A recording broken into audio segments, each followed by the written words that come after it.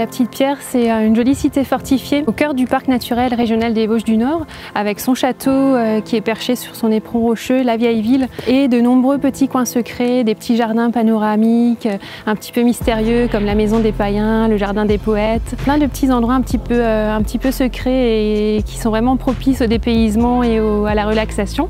Et on a surtout des dizaines de sentiers de randonnée.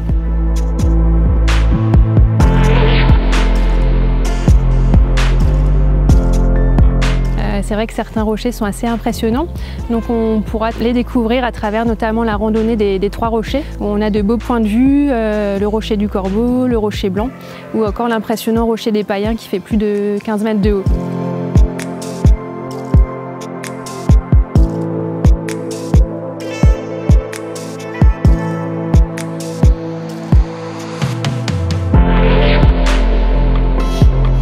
Alors au départ de la Petite Pierre, on a plus d'une dizaine de sentiers de randonnée et on arrive notamment jusqu'à Graufthal. Graufthal, c'est une vallée où il y a notamment les maisons troglodytiques, les maisons des rochers, qui sont assez surprenantes. Elles sont uniques en Alsace et c'est des maisons où vivaient des habitants jusqu'en 1958 et c'est vraiment insolite et un incontournable à proximité de la Petite Pierre.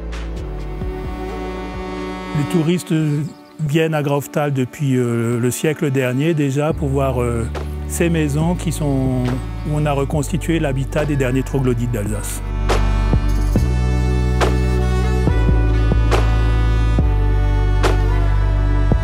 Donc on suppose qu'à l'origine, il y avait donc cette abbaye et qu'à partir du moment où les dernières religieuses sont parties en 1550, c'est les habitants qui ont décidé d'occuper le site pour y habiter. C'était un village peuplé de gens très pauvres et donc habiter dans la roche, ça engendrait de sacrées économies. Vous avez le toit qui est la falaise, le mur arrière qui est la falaise et le sol qui est la falaise. Et il suffisait donc de mettre juste un mur, parfois un bout de toit pour avoir sa demeure. Il n'y avait pas besoin de fondation non plus.